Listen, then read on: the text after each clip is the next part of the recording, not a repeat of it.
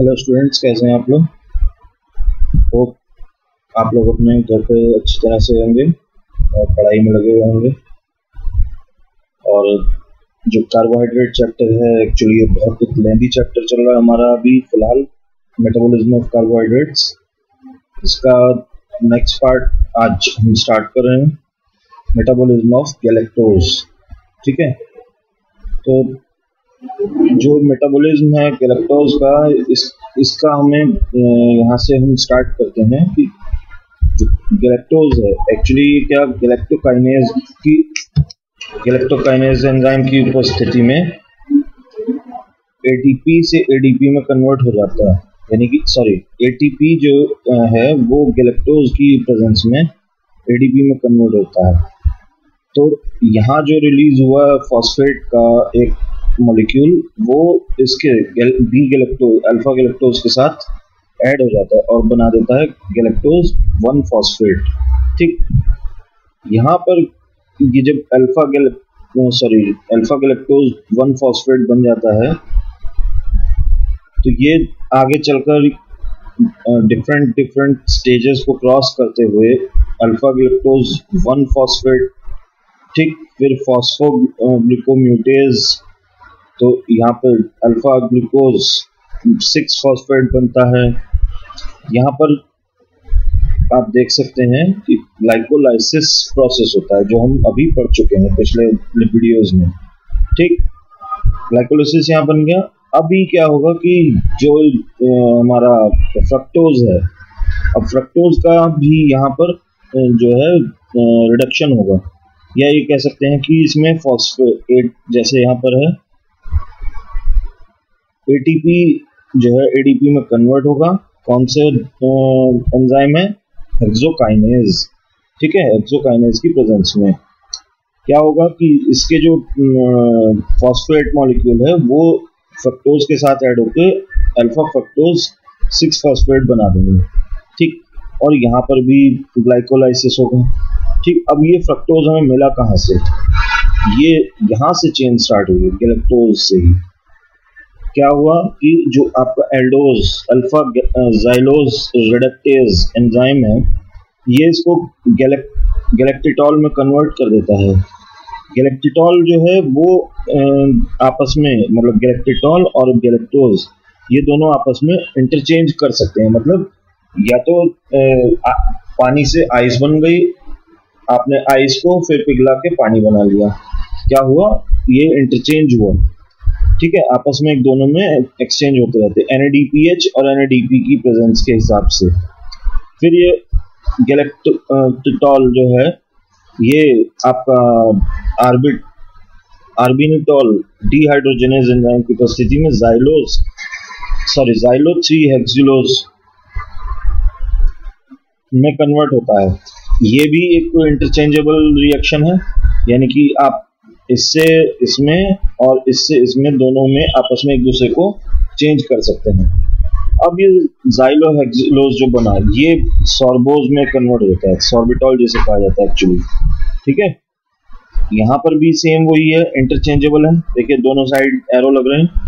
ठीक, इनमें सबसे बड़ी चीज जो है NADPH NADP में कन्वर्ट हो रहा है, कहीं NADH NAD में कन्वर्ट हो रहा है, और ये भी रिएक्शंस आपस में इंटरचेंजेबल होती है। यानी कि आप फॉस्फेट एक को जोड़ दीजिए NAD का, NADP बन जाएगा। हाइड्रोजन जोड़ दीजिए NADH बन जाएगा। NADPH, उनमें से एक हाइड्रोजन निकाल दीजिए NADP बन जाएगा। तो ये सारी चीजें जो हैं, अब यहाँ ये आ गया हमारा अल्फा सॉर्बिटॉल जो मिल गया हमें, इससे हमें मिल जाता है अल्फा फ्रक्टोज, जो हेक्सोकाइनेज के बाद अल्फा फ्रक्टोज फॉस्फेट बनाता है और ग्लाइकोजेनेसिस प्रोसेस हो जाता है। ठीक है, अब ये है इसकी 3 पार्ट्स में रिएक्शंस गैलेक्टोज की। तो क्या रिएक्शन नंबर 1 जो है वो, उसमें क्या हमें पता लग रहा है कि गैलेक्टोज जो है वो गैलेक्टोकाइनेज एंजाइम की प्रेजेंस में गैलेक्टोज 1 फॉस्फेट में कन्वर्ट हो रहा है। ठीक है, अब ये जो गैलेक्टोज हमें मिल गया, यहाँ पर गैलेक्टोज 1 फॉस्फेट जो मिल गया, ये एक्चुअली क्या करता है यूडीपी और यूडीपी ग्लूकोज की यूडीपी ग्लूकोज के साथ रिएक्शन करता है और यहाँ पर जो एंजाइम है वो है गैलेक्टोज 1-फॉस्फेट यूरिडाइल ट्रांसफेरेज। ये ध्यान रखने वाली बात है, गैलेक्टोज 1-फॉस्फेट यूरिडाइल ट्रांसफेरेज। ठीक है, ये यूडीपी यानी कि यूडीपी ग्लूकोज में कन्वर्ट हो जाता है गैलेक्टोज में, ये ऐसे समझ लीजिए, ये दो मॉलिक्यूल्स थे जो मिलकर बने हुए थे। ठीक है, ग्लूकोज और यूडीपी। यूडीपी इस गैलेक्टोज के साथ जाके अटैच हो गया, सिंपल यहाँ पर, और जो ग्लूकोज था ये इसके साथ साथ 1-फॉस्फेट आ गया, यानी जो ये ग्लूकोज था ये इसके साथ आके ऐड हो गया। तो इस आप ये समझ लीजिए कि ये जो दो फ्रेंड्स थे यहाँ पर आपस में बहुत इकट्ठे, ये एक मतलब आपस में दोनों टूटकर अलग अलग पार्ट्स में इस वाले दोस्त के साथ आकर मिल गए। ठीक, अब ये जो यहाँ पे यूडीपी ग्लूकोज हमें मिला, ये इससे रिएक्शन आगे बनती है एपिमेरेज एंजाइम प्रेजेंस में, ये यूडीपी ग्लूकोज में कन्वर्ट हो जाता है, यानी अल्टीमेटली हमें क्या मिल जाता है, फाइनल प्रोडक्ट हमारा यूडीपी ग्लूकोज। तो जो मेटाबॉलिज्म है गैलेक्टोज की वो इस तरीके से फिनिश होती है, कंप्लीट होती है। देखिए यहाँ पर कि डाइसैकेराइड लैक्टोज, ठीक है, disaccharide lactose present in milk. ठीक, यानी कि जो मिल्क है उसमें हमारा क्या प्रेजेंट होता है, लैक्टोज। ठीक है, और एक्चुअली कौन सा होता है, डाइसैकेराइड, जिसमें सैकेराइड के दो मॉलिक्यूल्स होते हैं। तो ये होता है प्रिंसिपल सोर्स ऑफ गैलेक्टोज। क्या होता है, ये गैलेक्टोज का प्रिंसिपल सोर्स होता है, मतलब जो जिससे कि गैलेक्टोज हमें बहुत आसानी से और बहुत अधिक मात्रा में मिलता है, वो प्रोडक्ट क्या है, वो है मिल्क। ठीक, अब ये lactose of intestinal mucosal cells hydrolyses lactose to galactose and glucose. ये जो लैक्टोज हमारा मिला हमें, ये कहाँ होता है, इंटेस्टिनल म्यूकोजल सेल्स में होता है। ठीक है, जो कि लैक्टोज को हाइड्रोलाइज कर देता है। हाइड्रोलाइज मतलब हाइड्रोजन इसके साथ क्या होती है, ऐड हो जाती है, क्या होती है, प्लस करके हाइड्रोजन। ठीक, तो इससे क्या बनता है, पहले गैलेक्टोज और बाद में ग्लूकोज हमें मिल जाता है। Within cells, galactose is produced by lysosomal degradation of glycoproteins and glycolipids। तो अब सेल के अंदर ही आप देखते हैं कि गैलेक्टोज जो है वो प्रोड्यूस हो जाता है, किससे, लाइसोसोमल डिग्रेडेशन। लाइसोसोम्स के अंदर डिग्रेड होने पर, किसके डिग्रेड होने पर, गैलेक्टोज के, हमें क्या मिलता है, ग्लाइकोप्रोटीन्स और ग्लाइकोलिपिड्स। इसका मतलब ये दोनों चीजें हमें किससे मिल रही हैं, डिग्रेडेशन से मिल रही हैं। किसके डिग्रेडेशन से, गैलेक्टोज के, और ये कहाँ होता है, लाइसोसोम्स के अंदर। ठीक है, लाइसोसोम्स कहाँ पर है, सेल के अंदर, यानी कि एक साधारण कोशिका के अंदर जो सेल्स पाई जाती हैं उनमें पाए जाने वाले लाइसोसोम में जो गैलेक्टोज होता है वो डिग्रेड होने के बाद ग्लाइकोप्रोटीन्स और ग्लाइकोलिपिड्स में कन्वर्ट हो जाता है। किस प्रोसेस के बाद, मेटाबॉलिज्म ऑफ गैलेक्टोज के बाद।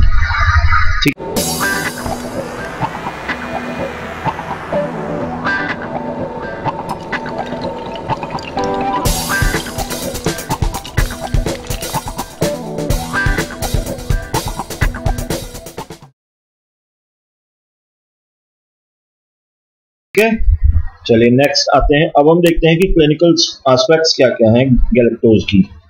तो यहाँ पर हम पहली चीज जो देखते हैं वो आता है क्लासिकल गैलेक्टोसेमिया। ये एक बीमारी होती है। अब इसमें क्या होता है देखते हैं कि डेफिशिएंसी ऑफ गैलेक्टोज 1-फॉस्फेट यूरिडाइल ट्रांसफेरेज। तो किस चीज की डेफिशिएंसी या कमी की वजह से होता है, गैलेक्टोज 1-फॉस्फेट यूरिडाइल ट्रांसफेरेज एंजाइम की डेफिशिएंसी, कमी की वजह से।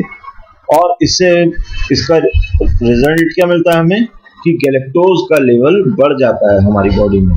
ठीक, गैलेक्टोकाइनेस डेफिशिएंसी क्या होती है, ये होता है कि रेस्पॉन्सिबल फॉर गैलेक्टोसेमिया एंड गैलेक्टोस्यूरिया, यानी कि अगर गैलेक्टोकाइनेज एंजाइम जो है उसकी डेफिशिएंसी, उसकी कमी हो जाती है तो क्या होता है, गैलेक्टोसेमिया हो जाता है और गैलेक्टोस्यूरिया हो जाता है। गैलेक्टोसेमिया हमने यहाँ पढ़ ही लिया, देखो, है ना। अब इसके क्लिनिकल सिम्टम्स क्या क्या हैं? सिम्टम्स जो हैं वो क्या होते हैं इन दोनों प्रॉब्लम्स के होने के? तो पहला होता है कि loss of weight in infants होते हैं जो जस्ट अभी जिन्होंने जन्म लिया है, ऐसे बच्चे, ठीक है, तो उनमें क्या होता है, वेट का लॉस होने लगता है। सेकंड, हिपेटो स्प्लीनोमेगैली, ठीक है, एक ये प्रॉब्लम आती है। फिर जॉन्डिस यानी कि पीलिया होता है। मेंटल रिटार्डेशन, मतलब जो जैसे हम कहते हैं ना कि मेंटली फिट नहीं है जो लोग, उनको हम कहते हैं मेंटली रिटार्टेड, ठीक है, मतलब उनका जो ब्रेन है या मेंटल लेवल है वो एक्चुअली कुछ डिस्टर्ब हो जाता है। या फिर कैटरैक्ट यानी कि मोतियाबिंद, ठीक है। तो इन दोनों प्रॉब्लम्स की वजह से ये हमारे लक्षण हमें दिखते हैं बॉडी में। ट्रीटमेंट क्या होता है? Removal of galactose and lactose from diet, यानी कि गैलेक्टोज और लैक्टोज जो है हमारी जो डाइट में मौजूद हैं, हमें उसको मतलब नहीं लेना चाहिए। ऐसी चीज़ों को नहीं खाना चाहिए जिसमें कि गैलेक्टोज हो और या फिर लैक्टोज हो, तभी इन चीज़ों से, इन प्रॉब्लम से हम निजात पा सकते हैं। चलिए नेक्स्ट, अब एक टॉपिक आता है यूरेनिक एसिड पाथवे या ग्लूकोनिक एसिड पाथवे, ठीक है जी। ये भी एक स्टेज है हमारा किसकी, मेटाबॉलिज्म ऑफ कार्बोहाइड्रेट्स की, ठीक है। तो ये जितने भी हेडिंग्स हम पढ़ रहे हैं ये सारी जो है हमारी एक तरीके से हम ये कह सकते हैं कि स्टेजेस हैं किस कार्बोहाइड्रेट्स के मेटाबॉलिज्म की, या एक तरीके से ये कह सकते हैं कि जो कार्बोहाइड्रेट्स के मेटाबॉलिज्म होता है उसमें होने वाली डिफरेंट प्रोसेसेस जो हैं हम ये पढ़ रहे हैं। तो अब हमारा टॉपिक शुरू हो रहा है यूरेनिक एसिड पाथवे, ठीक है, जिसको दूसरा नाम दिया है ग्लूकोनिक एसिड पाथवे। चलिए इसमें देखते हैं क्या होता है। Alternative oxidative pathway for glucose, ये भी एक जो है अल्टरनेटिव है, मैंने बताया था ना, अल्टरनेटिव मतलब वैकल्पिक। आपके पास एक रास्ता है, आप दूसरे रास्ते से जा रहे हैं, तो दूसरा रास्ता क्या है, वो वैकल्पिक रास्ता है, यानी कि अल्टरनेटिव रास्ता है। तो ग्लूकोज का जो फॉर्मेशन है या ग्लूकोज का जो प्रोसेसेस हैं वो सारे अपनी जगह चल रहे हैं, लेकिन उसके अलावा भी ये एक ऑक्सीडेटिव पाथवे यानी कि ऑक्सीजन के साथ ऐड होकर किस तरीके से ग्लूकोज जो है बनता है, वो उसके लिए एक ये रूट है, ये एक तरीका है, प्रोसेस है। इसमें होता क्या है कि synthesis of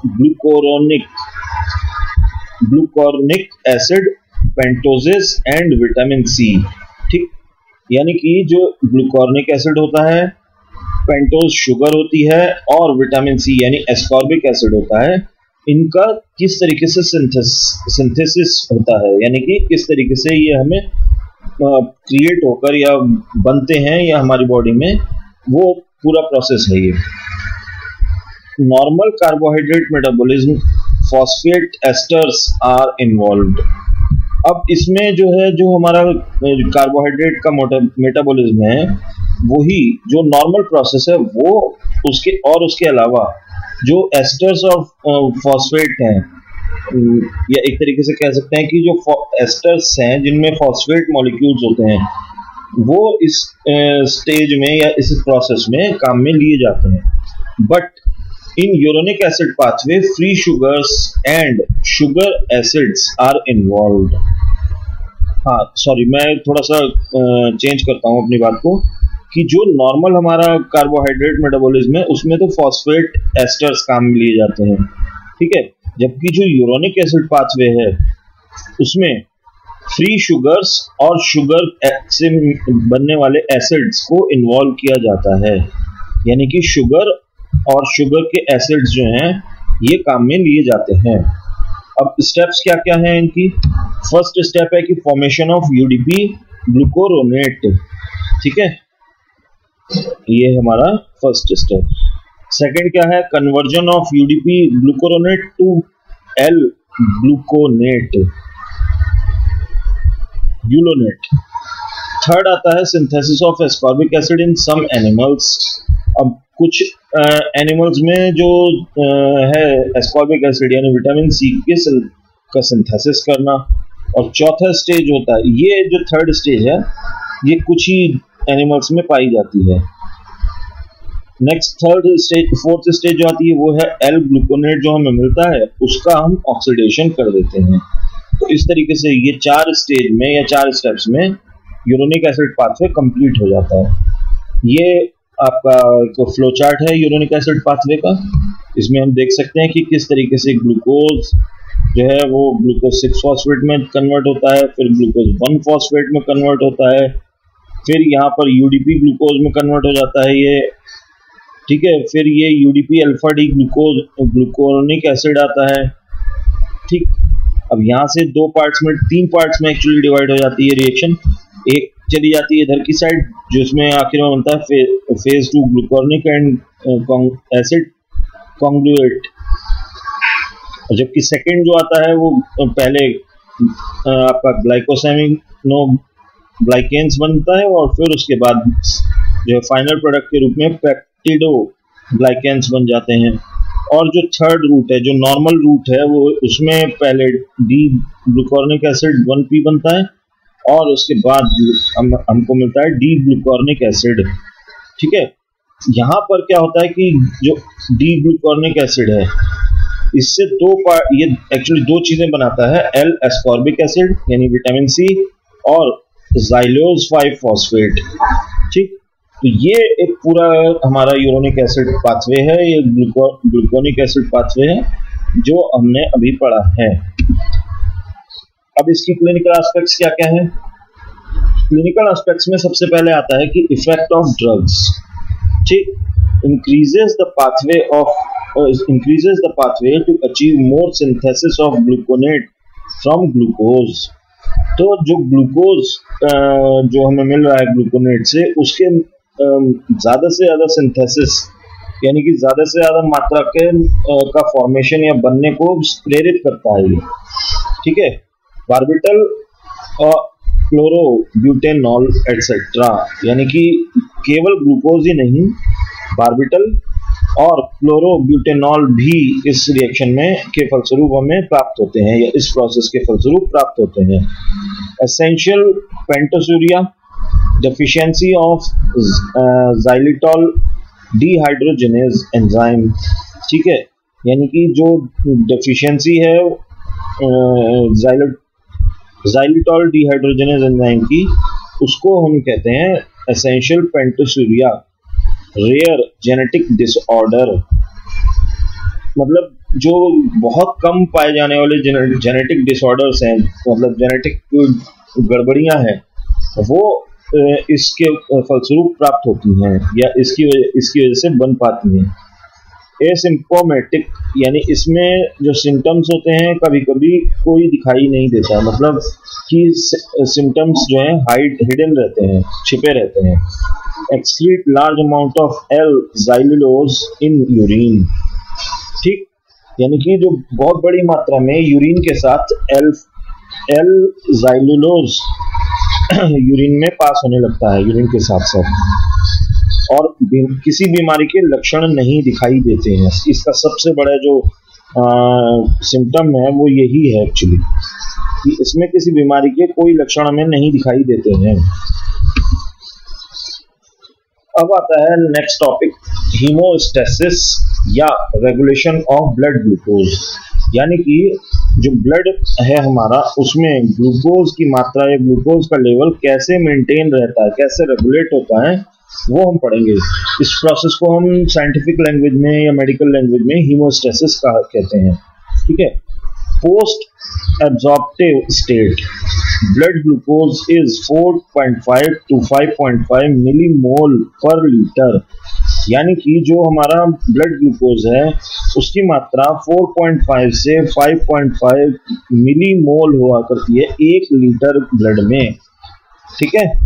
then after carbohydrate मील, यही अब अगर हम इस कंडीशन के बाद जो है कार्बोहाइड्रेट से भरपूर खाना खा लेते हैं तो ये 4.5 से 5.5 की रेंज जो है ये बढ़कर 6.5 टू 7.2 मिलीमोल पर लीटर हो जाती है। ठीक है, और अगर यही रेंज जो है हम फास्टिंग में यानी कि व्रत के टाइम पर चेक करते हैं तो क्या होता है 3.3 से 3.9 हो जाती है। यानी कि जब कार्बोहाइड्रेट्स लेते हैं तो रेंज हमारी बढ़ जाती है, और जब जो हम फास्ट पे रहते हैं, व्रत पे रहते हैं, कुछ खाते पीते नहीं है, उस टाइम में ये रेंज घट जाती है।